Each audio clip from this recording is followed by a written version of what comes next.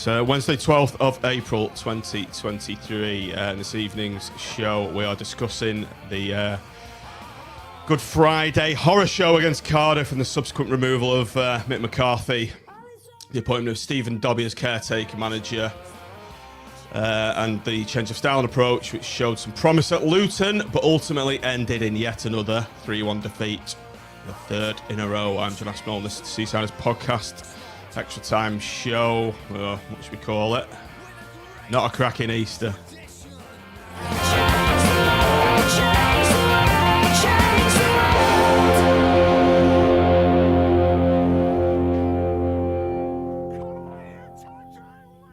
Good evening, everybody. Welcome to the stream. Sorry we're a bit late, having a few audio problems, but we're now resolved. Looking at no one, Nick. It wasn't plugged in. Are you serious? Well, when I say it wasn't plugged in, it had become unplugged and I hadn't known. It was all fine when I was getting ready 10 minutes ago, and then noticed the little jack plug on the floor. That might be something to do with it. But good evening, everyone. Sorry for the late start. You wouldn't have thought Nick was the most experienced panellist on this show, would you? To be fair, it's normally Tim who has these issues, and he's not here. So I'm channeling the spirit of Michael Portillo. He's out on another jaunt. So Kia. He's had another one of his holidays, isn't he? In Granada, seeing some ruins. Quite apt since our season is ruined. Yeah, so we're going from our oldest panellist, Nick, to one of our new ones, Gracie. Welcome, Andy. Good to have you on, mate. Thank you very much. Audio working off the bat, consummate professional. Obviously, I spoke to Nick beforehand, and he gave me the all good to go here. Yeah. Andy, do you want to just introduce yourself to those who don't know? Another one of the many people that were litigated against by our illustrious former owners, along with the chap above you, Mr. Ragazzino there. Yeah, it was an interesting period, wasn't it? It's just like I didn't ask for it, to be fair. They decided to get me involved by Sam Oyston's legendary tweet. So that really got me involved, and I asked him very, very nicely to apologise. He didn't, so we were where we were, and that settled in the right way. And then they were after me then, and they weren't going to let it go. And so I ended up back in court, and defending myself, but they paid 20 grand out, and it never cost me a penny. So you had some good days round with the Afro Mans, though, didn't you? It was great. Yeah, I went and pecked the Afro Man's head, made sure I helped myself to about 15 cups of tea a day. Yeah, it was good. Yeah, and then, but as Raggy's alluded to plenty of times, it's we always used to go to the football, didn't we? And you knew everyone to give you a nod of the head to and things like that. But that supporting Blackpool through those times brought you all together. Then running the casino, and able to use it as a little bit of a base for protesters to come and meet up, and for people to come and use the hospitality, and those sort of things. That really made massive friendships that they're ongoing, really. And now, as Raggy again has alluded to, that you know so many of the fan base now, whereas we didn't know that many before as such.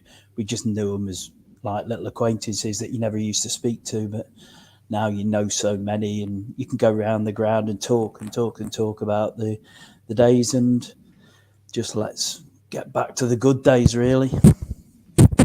And Raggy, the good days have gone. Have you been drinking the Raggy Aid this season? Are we staying up this season? Yeah, Raggy Aid's gone down.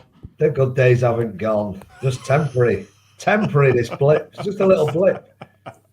We're just out of form. I feel like we played ourselves back into form on Monday. So I think there might be a 5-game winning streak coming, and then we'll have a good summer. Right, so we're here to recap the Easter games. The first one we'll bring up on the screen. The team lineup, shift us there, which was Blackpool versus Cardiff on Good Friday. Nick, it wasn't a very good Friday, but this is how we lined up. Maxwell, Gabriel, Nelson, Husband, Thompson, Connolly, Carey, Patino, Bowler, Poveda and Rodgers. In fact, we'll come back to Raggy first, just on this. Now, the report that you gave of the meeting with the players and to the directors, we won't go into the details, so the audio's gone out there. But one thing that stuck with me with your report was things will change for this game, i.e. the inclusion of Poveda, Rodgers and Bowler, and probably the first time these three have played together all season. But Mad Mick just couldn't help himself, could he? He couldn't pick the team the fans wanted without making the defence shit and the midfield shit. And that was that was what we saw there. Yeah. Well, yeah. I mean, obviously, they suggested we might just see a better side on the Friday, and we did attacking wise. But like anyone else, I've said all season, get your best players on the pitch in the right positions, and we did at the front end of the pitch, but not. Well, you can't have Fiorini and Lyons on the bench, can you? You can't have him on the bench. So, but he did. Dom Thompson, he's not a football player. I don't care what anyone says. He's not a footballer. How can you have him in above Lyons? I don't know. Nick, over to you then. Your reactions when you saw that team sheet. Yeah, well, obviously Yates missing was a big blow. You know, there's no focal point, is there, without him, and playing Rodgers up there. I can't be too critical on him because it's just he's not a number 9, is he? He's not an out and out striker. So similar to Raggy, don't know what Thompson was doing in there. Obviously, we talk about whether Maxwell should start every week, and it was never going to happen under Mick McCarthy. So that wasn't a massive surprise. But again, Andy Lyons, for me, he's been one of the few bright spots of this season since he's come in January. He's already our second top scorer, and should be starting for me. Did worry a bit about the midfield in terms of, will Cardiff be too physical for us? Will we lose the midfield battle? And as we'll go on to talk about, I think we lost every battle on in that first 38 minutes that I stayed for anyway. But yeah, it wasn't great, was it? Andy, over to you. What do you think's going through Mad Mick's mind when he's picked that side there? I think where's the quickest way to the psychiatric ward? Because I pick my holes in it. Just like Grimshaw for Maxwell's a no-brainer to me. And as I said to Steve Banks at half-time, I cannot for the life of me understand why our best goalkeeper is sitting on the bench. Just can cue the blank expression back. I question whether anyone at the club actually realises that Lyons played a lot of games on the left for Shamrock Rovers. Tim said this on numerous occasions, hasn't he, on here? He's twice the player Thompson is. He's twice the player. And the other thing is, if you're going to play all the attacking players, you have to have, and if you do that with attacking fullbacks like Gabriel, maybe we have to have a central 2 in midfield and then just one pushing off them. So I know it splits people's opinion, but like Connolly, with players available, Connolly and Dougal, if we're going to play a load of attacking players, no problem, and attacking fullbacks, no problem, then Dougal and Connolly have to play because they have to give us a more solid midfield team that can compete with physical players. And we just got overrun, didn't we? you know. And if that's Patino in front of them that can then play, or if it's Carey, then it's Carey. But like maybe with two holding players, then that Patino may be able to influence the forward play a lot better. So that's how I see it. And, like obviously we were hankering after the three players we've got there up front, but we wanted them with Yates as well. But so we just have to suck it up. Mad Mick lost the plot, didn't he? Raggy, do you reckon he's just trying to piss the fan base off with that team selection? Particularly the omission of Lyons, particularly the omission you know what I mean? Drop in Fiorini. Omission. Yeah, yes. omission. That's the one. I don't think he's trying to piss the fan base off, because that's the sort of teams he would just regularly pick. Random teams that none of the rest of the fan base would have picked him. That's for certain. No. So I don't think so. I think he was probably just being left behind by modern day football. Come to a club. I think I've said it before. He will have gone to clubs in the past, like Cardiff, where they were pretty crap, but a load of big lads, and come up with a system to fight and battle. He came here with that's not the squad of players he's got. He's actually got, I think, relatively good football players that want to attack. And from day one, he's had it the other way around. And you can blame him and whoever brought him here for that, because I won't say I wasn't up for it when he came. I thought, that seems like a relatively reasonable decision, but we're not making them decisions behind the scenes, are we? I don't know who saw that squad and thought he'd fit that. People say, should have got Warnock here instead. He'd have been the same. Gets a big system, a lot of lads fight. He wouldn't have been much better with that same squad, I don't think. I think Huddersfield have got generally a much bigger team haven't they? So yeah, I think you're right there. I think as well, if you play the team, Fiorini had to play. If you're going to play that sort of group, then Fiorini has to play. Yeah, he has to. I don't watch much Premier League football, to be honest, right? But do Manchester City have two holding midfielders, or two big burly central midfielders that go around knocking everyone off the ball? I don't know if they do or they don't. I'm just asking the question, because sometimes when you've got better technical players, you might not necessarily need that. I think they've got players who are much better at retaining the ball, aren't they? And they can just outpass teams. I think our problem is we just get overrun. We don't hold on to the ball, and we don't build any patterns of play. If you've got players who can retain the ball all day, it's great, and you can do that. And they're all comfortable on the ball, whether there's someone on them or there's someone, stepping off them. We just don't have that. The amount of times this season you've seen, it's like they've got the ball and they've got to get rid of it. They're scared of trying to pass or doing something different. And maybe that's just confidence when you're on the losing streak that we're on, one winning 20 odd games or whatever it is. But when I saw that lineup, I just thought, are we just going to get out muscled? And it was the typical first 10 minutes. We have a decent enough start that the ground's rocking, and then our opponents work us out after 10 or 15 minutes. It's like, right, okay, we've seen what they're about. Now let us do our thing. And we've seen it's rinse and repeat, isn't it? I suppose regardless of which 11 start most of the time, we start okay, and then the opposition work us out, and inevitably we go on and lose the game, unfortunately. Connor Wickham opened scoring a soft goal, and I think when we went 2-0 down, was it a mistake from Husband?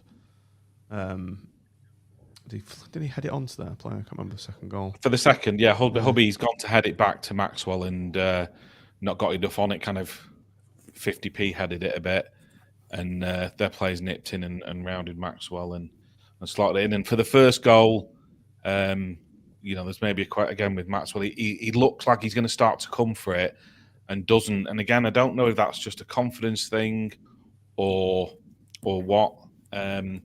He just seems to shrink. He's not somebody who commands an area. He's shouting for it. He's going for it. He's getting that no matter what. Even if he doesn't catch it, he gets a decent punch on it.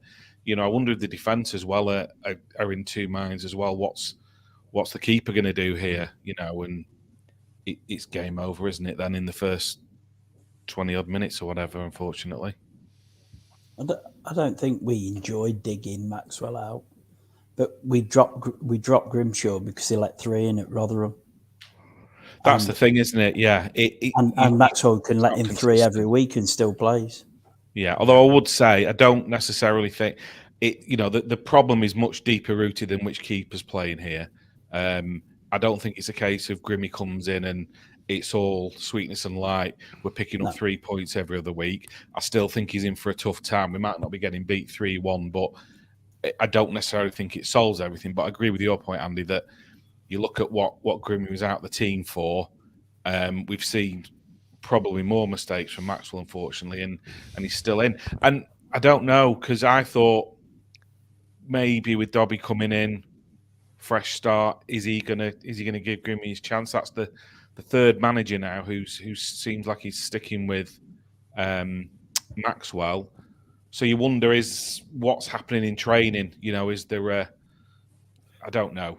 Well, from the brief conversation I've had with Maxwell the other day, he is their leader. He's the leader of that team. So whether that is him talking himself always into the position because he is a leading voice, maybe. It would have to be that, really, wouldn't it? I think you're right, Raggy. He doesn't. You're right. And I'm with you though, Nick. It's not just It's not just on Maxwell. There's deeper rooted problems. We have got half a defence, haven't we, at best?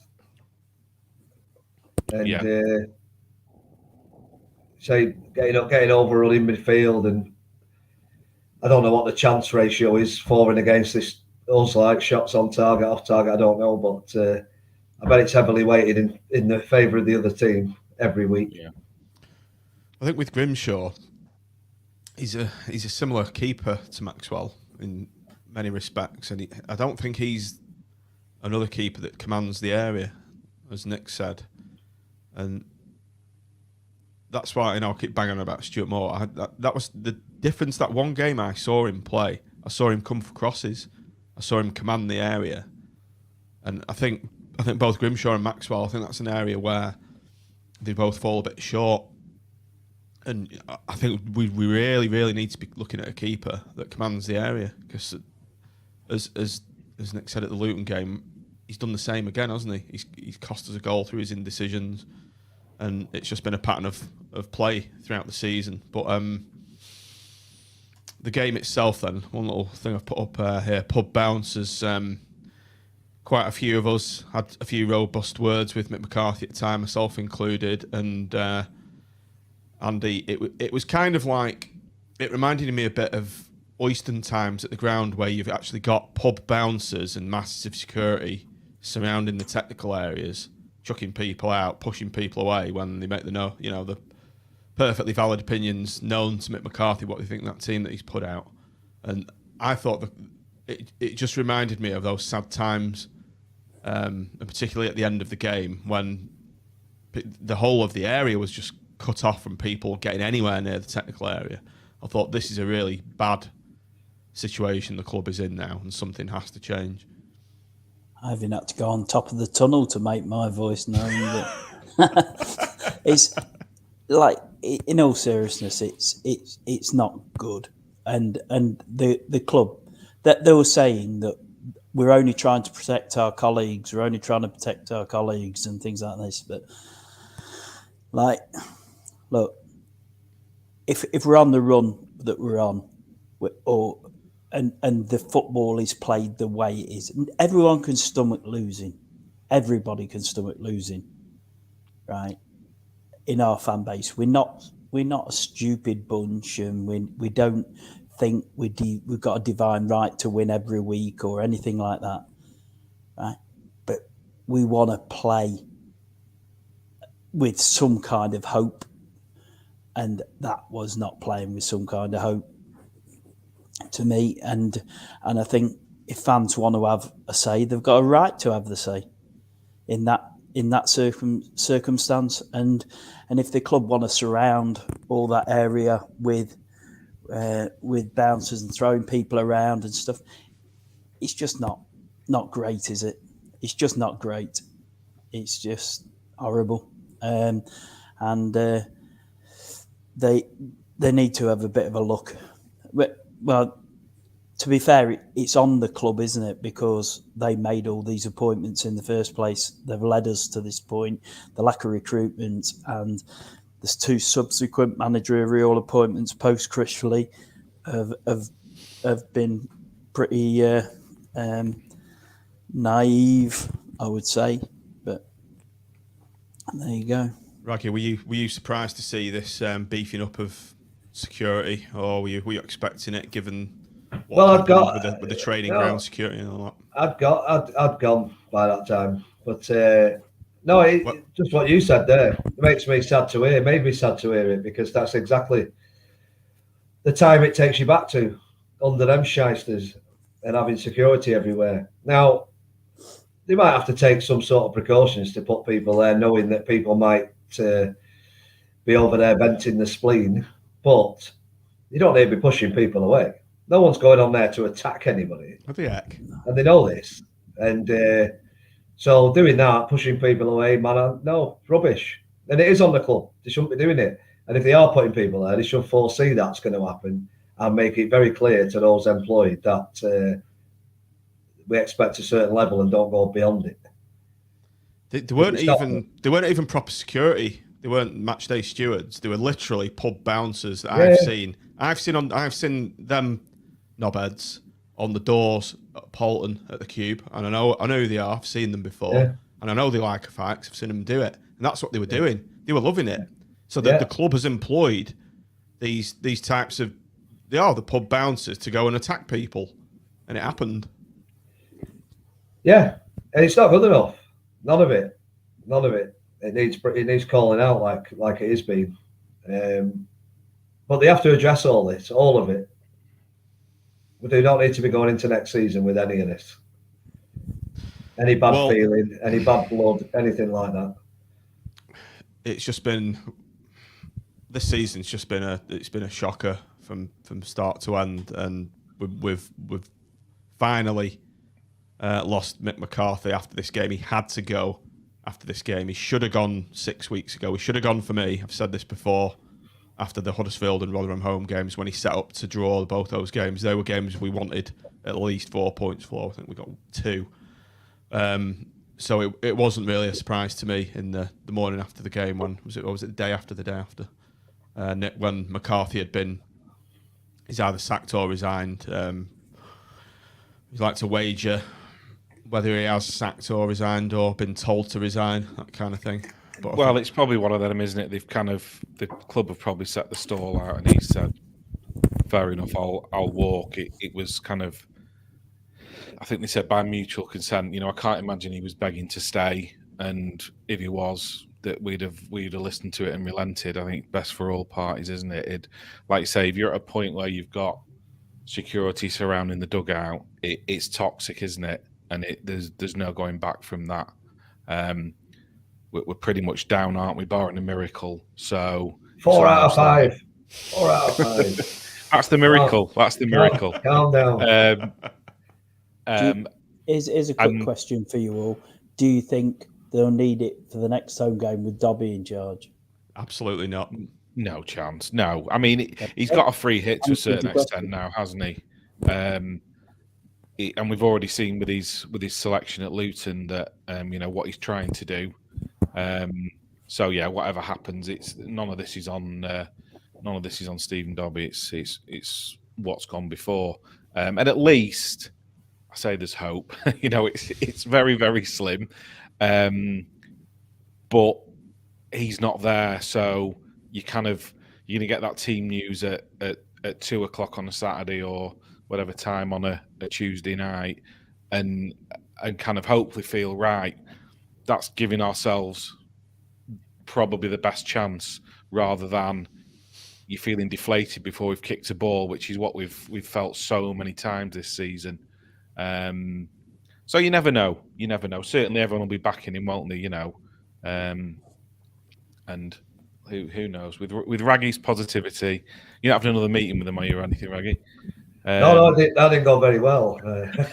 Yeah, I thought was there a thread on A View from the Tower? Ragazino out on the. I got a few text messages that night off random numbers. Probably most likely not Benders, but I got a few. Yeah, I bet you had your head in your hands, Raggy, didn't you, when the third goal's going off? Oh, dear. But it was brilliant. That what you said, it was brilliant. I have full respect for you for what you did and what you said to them. I thought it was. Well, you got to try. I just got to try something. You've tried. Listen, some people don't agree with it, and I understand why. And some people say it makes it all look tin pot, and I understand why. But look, I'm someone that'll get involved, and I can't be one to just sit back and do nothing. There's plenty of people just moan and whinge on social media or whatever platforms they're on, and they'll just spend their whole life whinging. I'll always do something, whether it's right or wrong. I'll do it at the time when I think it's right, and if I can. And by the way, you know, that meeting came about. First and foremost, I went there on the Monday night to speak to Brett and Ben because they were worried about the training ground, people turning up, which is fair enough. And then when we were there, that's when it was just suggested that what about meeting the players, and that was it. And there was nothing behind. There was no structure behind it. I turned up on the Wednesday and just straight into the room. It's like, well, here we go. And you've all heard me go off before about how good this club is and the history of it, and that was pretty much how it was going, you know. But that's just how it came about. It wasn't. There was no massive plan around it or anything like that. But look, I just went there because I said what I said. They contacted me because they wanted to call off the training ground bit, and that's where it came from. But I'll always try and do something, whether it's right or wrong. Andy, let's come to you. Let's look at this comment from Neil Fraser. What do you think of this? Neil said, "Yeah, managerial appointments have been poor. They've had I think I mean we, Neil. We've had so many injuries. Controversial opinion that have gone down this season, no matter what. Critchley or whoever." You're shaking your head, Andy. I disagree. I think if we'd have been set up properly, and we'd have played our best players at the right times, quite honestly, I think we'd have got out of this. We wouldn't be in it. The fact that we're in it now is just a subsequence of lack of confidence. Now I think we don't look like we're going to get out of it. I'll have a shower in Raggy Aid tomorrow morning, and then I'll think. Obviously, 5 wins out of 5 is on the way, but it's. We only need 4, though. We've still got room for manoeuvre. Absolutely, but if you're going to get 4, you might as well get 5, aren't you, Raggy? You don't want to send the people to Norwich on the last day and have a poor last day. We might as well win there. We might have to pick to lose to Millwall or Norwich to keep the Nobbers out of the playoffs, so we'll pick that one. Absolutely. Absolutely. Cheer the kit man up. Yeah. He keeps going around my house.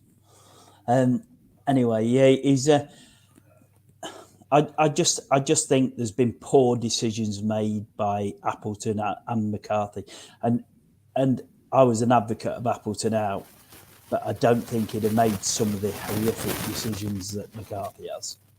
And when you slip back and think to the Huddersfield and Rotherham games which you've done, do you remember that period of about 5 minutes in the Huddersfield game where it was just have it, and they were saying have it, and we were saying have it, and they were saying have it, and it was just like I just thought this is so poor, but it just epitomised what McCarthy set out to do, and I just don't think he had a plan. I don't think he knew about our players. I don't think he knew the strengths, the subsequence of people like Lyons, whether he played on the left or right or whatever. they just don't know what these players can do. And so it needed someone from our fan base to go in the changing room and say, oh, by the way, he can do this, he can do this, he can do this. He plays well in that system. He doesn't play well in that system. And so he didn't have to make all the mistakes finding it out, which has subsequently put us in this pile of dog crap that we're in now. Same question to you, Nick. Would we have gone down no matter what? I mean, it has been horrendous, hasn't it? The injuries, and even when we signed And suspensions. Yeah, and you sign Tribal and think, right, maybe he's the one who can just help it knit together, and he gets injured. So who knows? And hindsight's a wonderful thing. I think someone's mentioned the comments there about we'd have been better off keeping Appleton, and we'd probably be in a better off position because they were Michael Appleton players that we signed and would suit a Michael Appleton system, and certainly not a Mick McCarthy system. So I think the injuries definitely are a factor. And who knows? You pick up a couple of wins, the confidence goes up, and we could have been out of it. And the problem is when you don't, and it's chopped and changed so much, they just lose all confidence. And I know we're trying to say 4 wins and we'll be okay, but I just don't see where the confidence is coming from to get them unless Dobbie can work a miracle and instill that in them in the short space of time he's got. Who knows? I mean, new manager, you can get that lift, can't you? But as we saw against Luton, even when we're looking okay going forward and looking a bit better against a very good side in Luton, we go and gift them goals, and it's, are we going to go the rest of the season being able to, 1, play well, and 2, not make mistakes? I think the problem is in those remaining games, we're still going to make mistakes and probably get punished. Can we just play well and eliminate the defensive mistakes? Not having an attacker, Nick. And that's the other thing is what we're going to do with no Jerry Yates. Like I say, he's the focal point, and you can play all the attacking players going, but you still need a striker, really, don't you? What's the deal with is the squad set in stone now? Because I noticed Brad Holmes scored a couple, didn't he? Maybe it's worth chucking him in. Yeah, I mean, he's got a striker, isn't he? He could sign. He'd be player manager. I don't know. I mean, I've not seen an update on Yates. I know there was the rumours, wasn't there, that he'd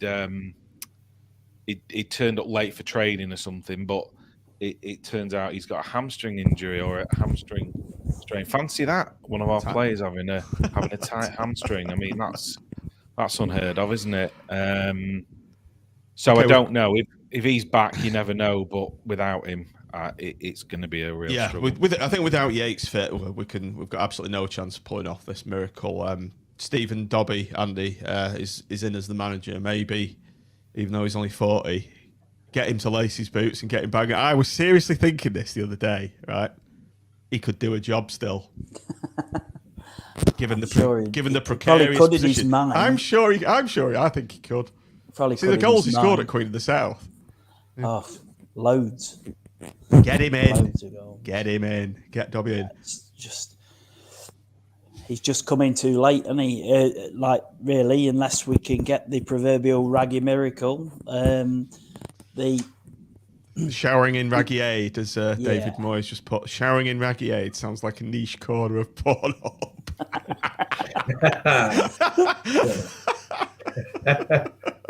You've got a little sideline, have you, Maggie? You've got an OnlyFans as well, have you? Yeah, absolutely. $3.99 a month.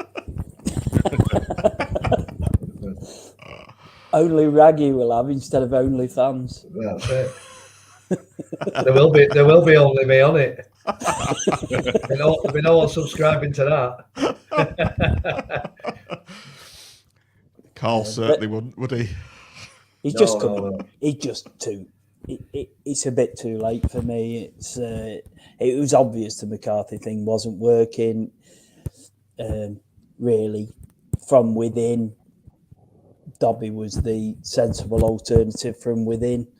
And just maybe a bit late. Did he need someone a la Tomo with him? But he's in a job now, and you needed somebody like that with him, and maybe dozen games to go. they've got half a chance, haven't they? Because whatever we say, Dobbie he's been brought up in attacking football, hasn't he? He understands where attacking football took us as a group, as a club. It took us right the way through, didn't it? Just attack and score more goals than the opposition, but you still got to have some solidity somewhere around the centre of the pitch. And he's got to find the personnel that can give him that. And that might mean Connolly going back into the back four, by the way. And I'm not sure your mate John Avitt is the can carry on either.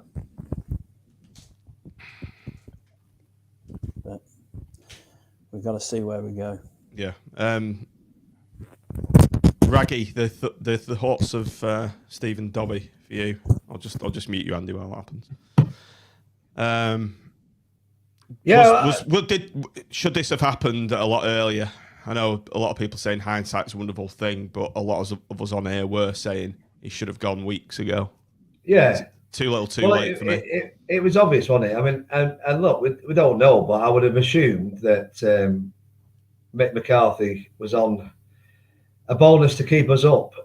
And so there was probably some issue with getting rid of him, because why there's still enough points to keep us up, he'd have had an argument for that bonus, wouldn't he? I imagine he'd come to a deal over that. And that's why he's gone, a percentage of it. But that's only me guessing, I don't know. So that's probably why it went on a few games longer than it should have done. But I think it was obvious right back from, like you said, the Huddersfield and Rotherham game. They were the games, weren't they? It was, it's just gone wrong for them. Just on Yates, but has anything come out about Yates, about what the problem is? Tight hamstring. Is that the official? Well, that's what I've seen. So if it's not a strain, if it is just tight, then fingers crossed. He could be back in for Saturday.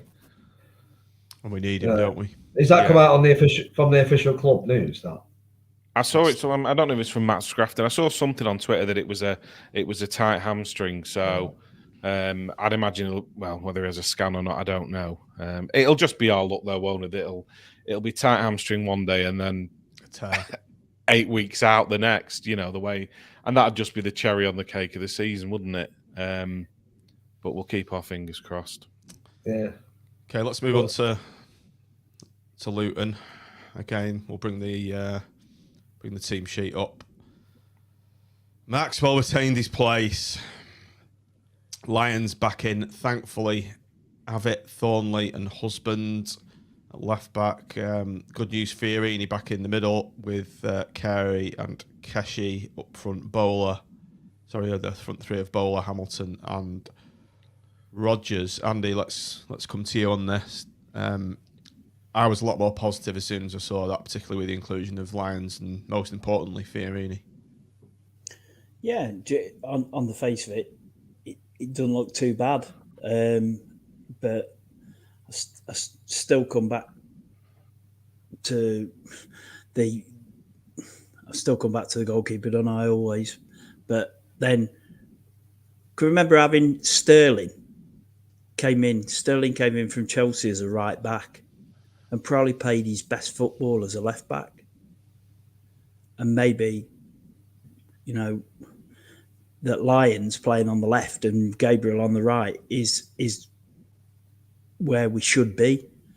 And I'd have been happier seeing that, to be honest. Tim said that, although Gabriel had a shocker against Cardiff, didn't he? It's the worst I've ever seen him play.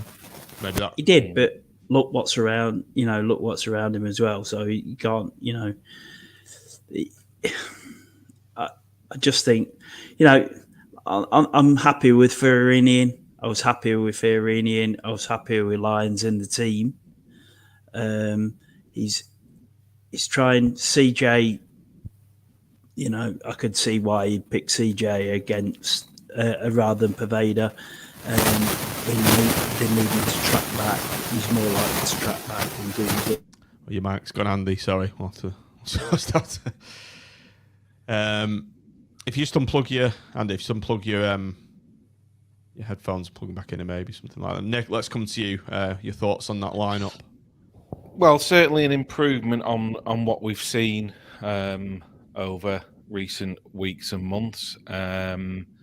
CJ I'd probably preferred on the bench. I mean, I get it. He's attacking and he's got pace, but you just never know where you're going to get the end product with it, do you? And obviously, no Yates. There's no focal point. Good to see Lyons in, Thornley as well, and obviously Fiorini coming in, because I think he's one of the few players, if not the only one, who can really pick a pass and help us just have a bit of tempo in games and not just only hang on to the ball for 2 or 3 seconds at a time. And I thought, certainly in that first half, we looked a lot better at times.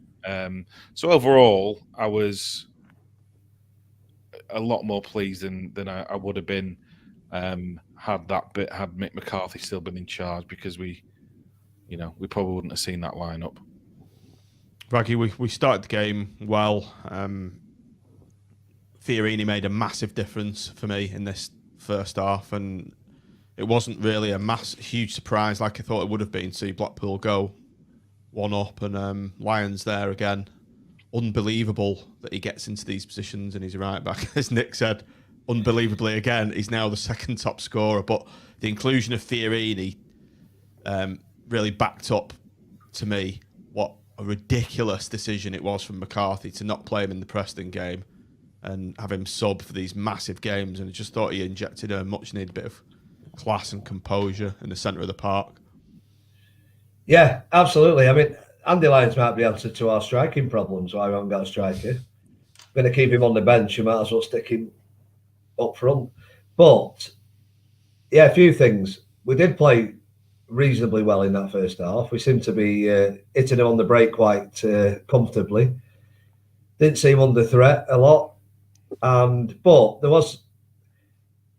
I said to my mates who were watching it with, has Sonny Carey even touched the ball yet? And they both said to me, he's not playing. I said the same. I forgot he was playing. Yeah, he's not good enough. He's not good enough in that position yet. He's got all the attributes to be good enough in the future, but he's not good enough to be in there. But having said that, what about if he was stuck up front?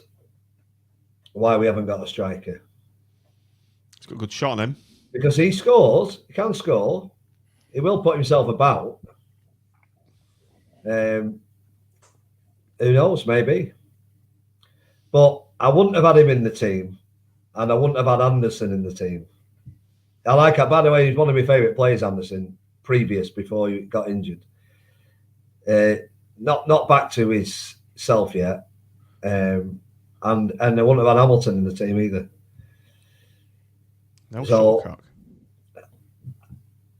Shuttlecock, yeah, I wouldn't have had him in. But I would have Gabriel on. I'd have had Gabriel on and Lyons as the fullbacks, without a doubt. Yeah. And I would have had Pervader on, because if he's causing problems one area, they'll leave Josh Bowler in the other area. But then again, it's just we're a bit without a striker. Who do you put up front?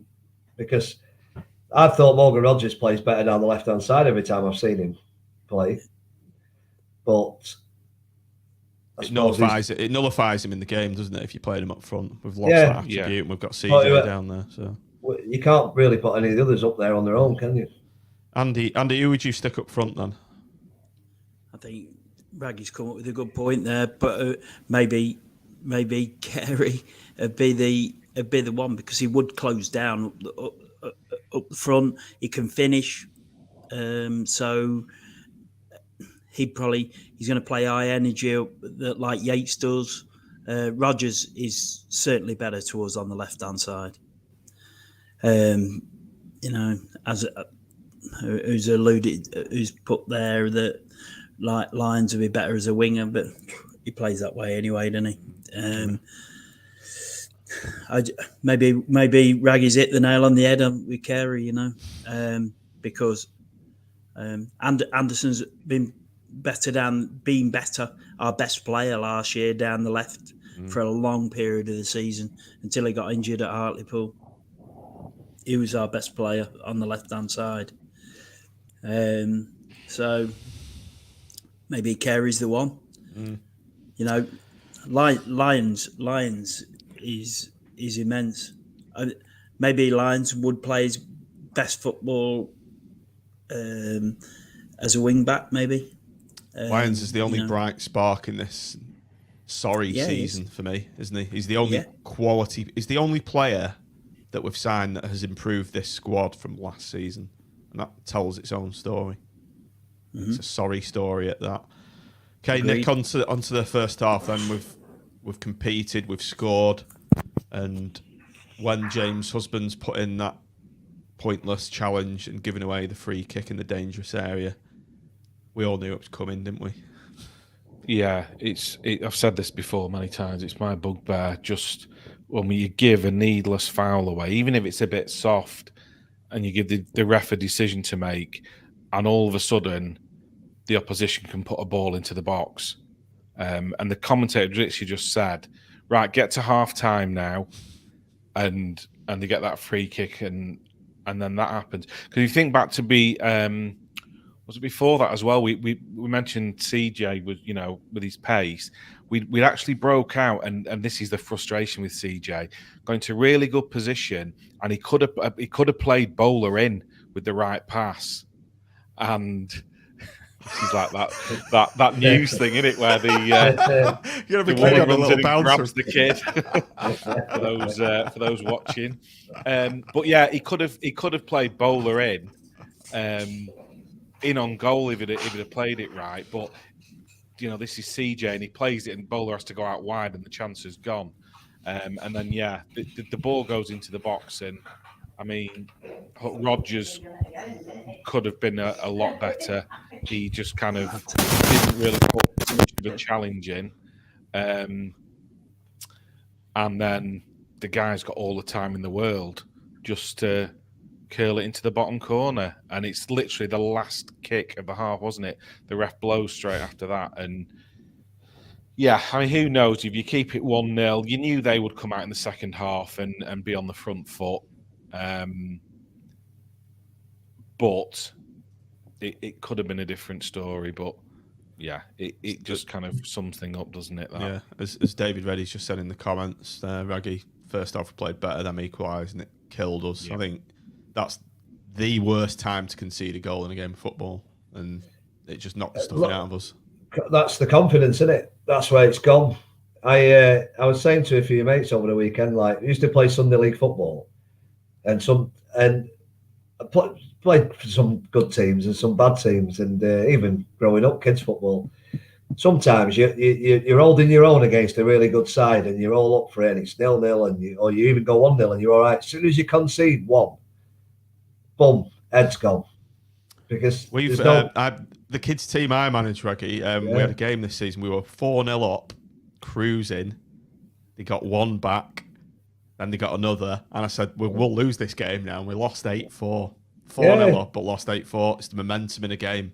It's that kind of thing. It's confidence and panic stations, and no one to put the foot on the ball, take the sting out of the game. But conceding that before half time, it's just shocking. Shocking. Everything should have been done to win that ball when it went in that box. Who do you blame? Do you blame Maxwell for not? No, I don't really. How did he get so much time on the ball? It shouldn't have even been. Shouldn't be able to get that. We just don't close down second balls, do we? It's like we haven't got the hunger to get there. No, should never even got to that position. But I suppose that's why we are where we are. Yeah. Keep doing it. So, on to the second half. We knew Luton were going to put us under a lot of pressure. That's what happened. They're a big side. They're very well organised. Crosses coming in from either side, and it was no surprise really that when their second goal came, there was a lot of pressure. But it was such a soft goal to concede. A ball in from the left. Maxwell's not come for it. Husband's caught in two minds what he should do, and he ends up just teeing it up for their lad to knock it in, an easy finish. But it was a really shit way to concede a second goal. But it's clarity of mind in pressure, isn't it? That's why they paid the money they paid on it, and they have to just, if you're ever into, if there's ever any doubt, get rid of it. Get rid of it. Just that's what you get taught your kid. And when in doubt, whack it out. Head it out for a corner, overhead it into the stands. It don't matter. Just get rid of it. But you can't get caught in two minds like he was. It's I feel for him because, like, I really like the guy, and I feel like you want him in the team because he feels like he's a fighter and things like this. But you can't make those mistakes. You just can't. It's just, it's just a schoolboy error, wasn't it? Nick, just get rid of it. Nick, do you think, just coming back to a point you've said about Maxwell's propensity to stay on the line, do you think that's sowing the seeds of doubt amongst the other back four, something you sort of touched upon before? Do you think that's what's influenced Husband there? Put him on? Maybe. I think, like you say, he's just caught in two minds. He's maybe thought, why has Maxwell not come for it? And then the ball's at his feet. Do I try and control it, or do I just Peter K it? And he's ended up doing neither. And I don't think the Luton guy could believe it. He's literally just laid it off to him, and he's kind of had a second gone, oh, right, hang on. And it's in the back of the net. And again, if you've got a commanding goalie, it doesn't even come down to what James Husband does. That's the first point. And there'll be nobody more gutted than him. You saw the way his head dropped, and that's 2 in 2 games now where he's dropped a ricket. And again, it just sums the season up, doesn't it? That even if we have 45 minutes where we, I wouldn't say we were brilliant, but I think it's become such a low bar now that when we're okay, we think it's really good, and it is probably just okay. But Luton are, what are they, third in the league? So it was a decent first half, bar that last 30 seconds, and then you're going to be under pressure. And if it's an absolute wonder goal where they've put 20 passes together, then you kind of go, fair enough, that's why they are where they are. But when you gift it like that, it's soul destroying, and I just don't, there was no coming back from then. And, they go on to get the third, and, and that's that. And I think the problem is we've not got 90 minutes. Fiorini's not got 90 minutes in him at the moment. If he did have, who knows? We might be able to see a game out for a draw, maybe. But as soon as he tires and goes off, then game over. He's on the pitch, and makes it all the more criminal that he's been sat on the bench under McCarthy. Dave Jenkins in the comments has just put an interesting shout out there. We've had a big hole in the midfield for 2 years. Wintle filled it last season. Bridcut and Tribal were intended to do that job, but when injured, we've been patching up. Raggy, it's a fair shout there, isn't it? Yeah, it is. And Stewart, Ward, Bridcut, Tribal, constantly signing players to do that role. Crocs probably spending 25 grand a week on Crocs players sat on the bench. Gonna sign bleeding Kante play that role for us. But it is. It's glaring, isn't it? And they obviously know that it's a position they wanted. Hence why they've tried to sign all these players for that position. But this is what happens when you buy cheap. You buy twice or 4 times in our case. As I've said before, it comes back to the summer. Goes back to the summer and the managerial appointments, and you add it all together, and it's just not healthy, is it? We cannot make those mistakes again. We can't. It doesn't matter what league we're in next season. Hopefully, it's in the Championship. but we can't make these mistakes again. They have to bring in somebody who's better at the transfer market than what we've got. It was weird. It was weird, Andy, because in the COVID season, we did a lot of business very well and early in the window. And to use one of Tim's phrases, the window in last summer, it was the antithesis of that period. And it's weird. I'd like to know why they had such a shift in policy between those two transfer windows. But you're right, that has to happen. It might be. It might be. You get League One players to get you out of League One, and then you get to the Championship. You need better players. I mean, maybe there's levels of boardroom as well. Maybe there's a League One boardroom and a Championship boardroom, and the different things. All I would say on that, though, and I totally agree with what you guys are saying in terms of the recruitment. It's been a nightmare, and it has to change. You are up against it a little bit in the Championship in terms of you only look at the money Preston are losing every week, and there are lots of I know Luton, people say, well, look at Luton. I think Luton are the exception rather than the rule. There's a lot of teams losing hundreds of thousands a week just to stay in the Championship. And that's not, I don't think that's what any of us would want for our football club. But that's when, we're trying to do it the right way, but you're up against a lot of teams who are paying people 15, 20 grand a week, losing all that money. That's why if you're going to try and do it, I say on the cheap, sensibly within a budget based on your income and your size of crowds, you've got to be very, very good with your recruitment. When you look at Luton and what they've done, they've obviously got some very good scouts, the players that they keep bringing in, and that's where we've failed. So that's what they've obviously got. I think they've got quite a good youth system at Luton. That Mpanzu, I was reading, he's played all through the divisions for them. He's come through the youth and he's played in the non-league and all the way up. So that's something else. And we're still trying to put that right, aren't we? To be fair, to a certain extent, off the pitch. But we also set. We need to set our stall out that we are not just here to make numbers up like we have done all season.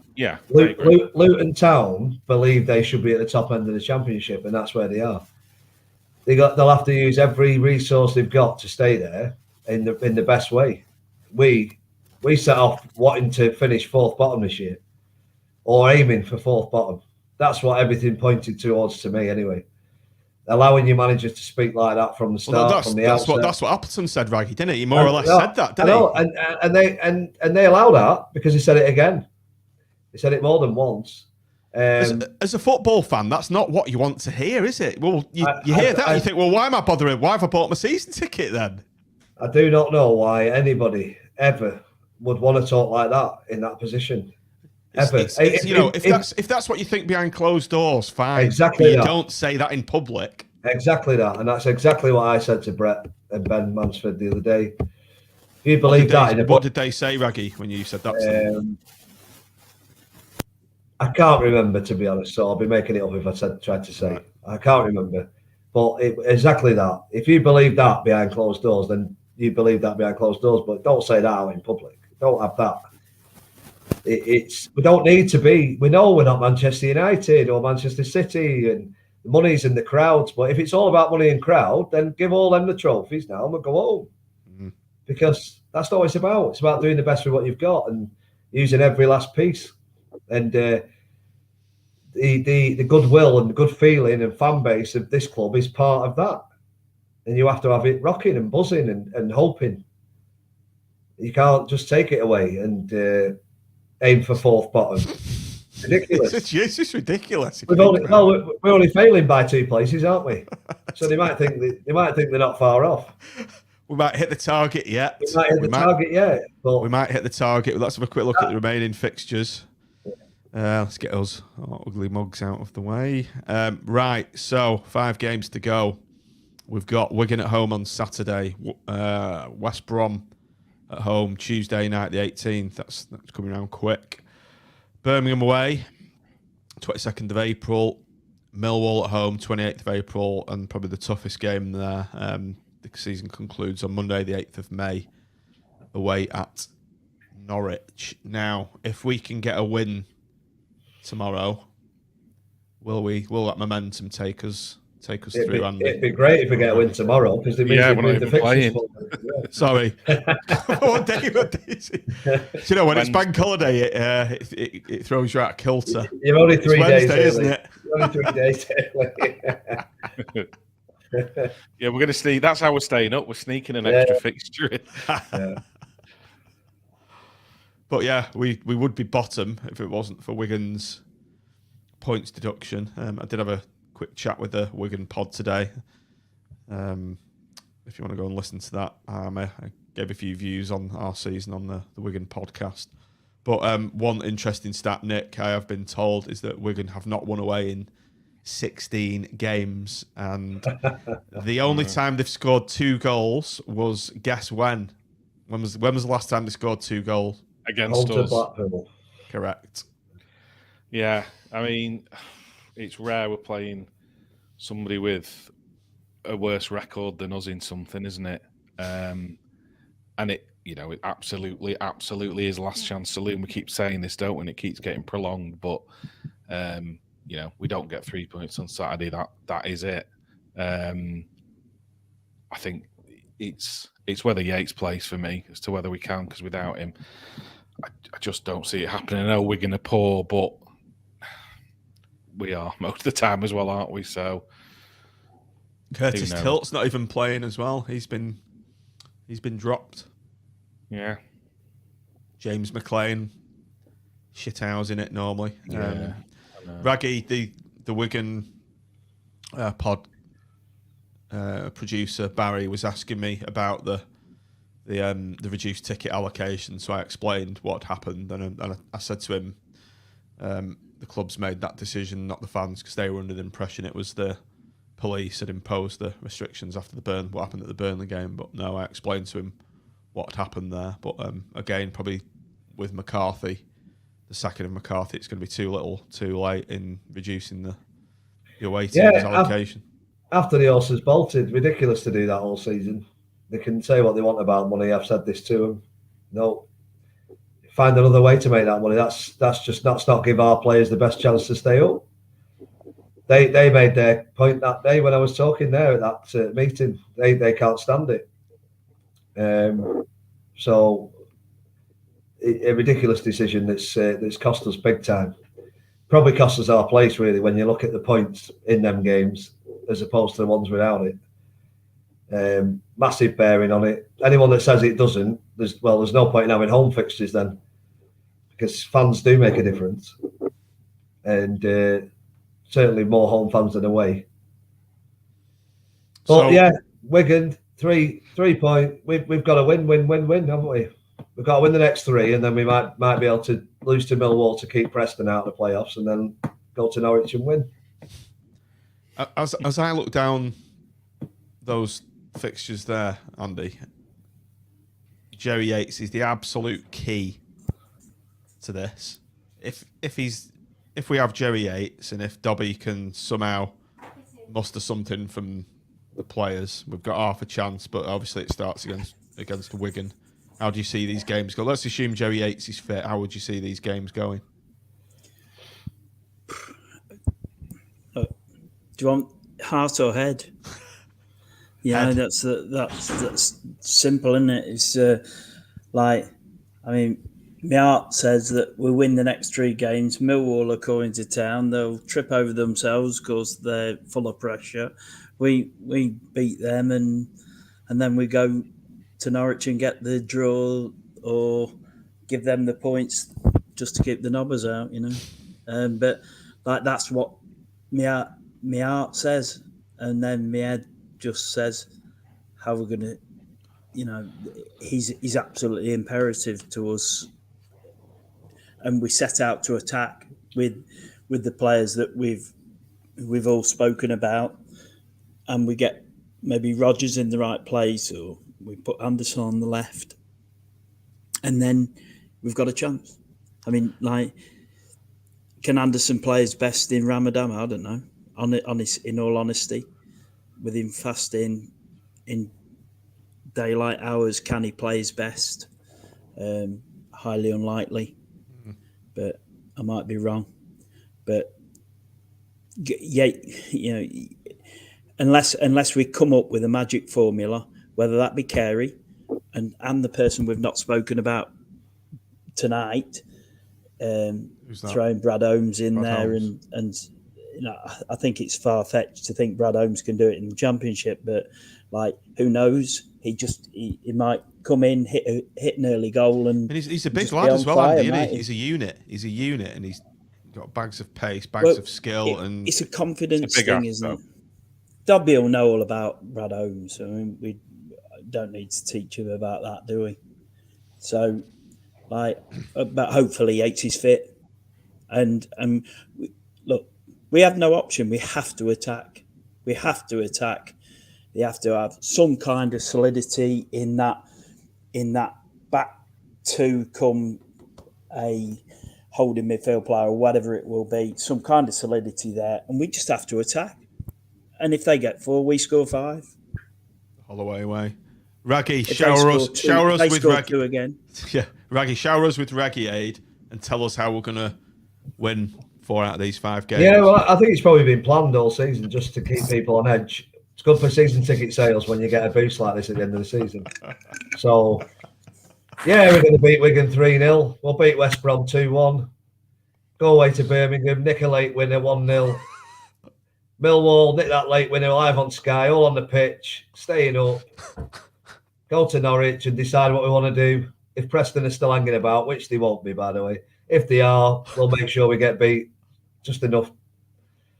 And there you go. We'll have a party in Norwich. That's it. Nick, over to you. Partying in Norwich on a. I will be partying in Norwich, but I don't think it'll be because we're staying up.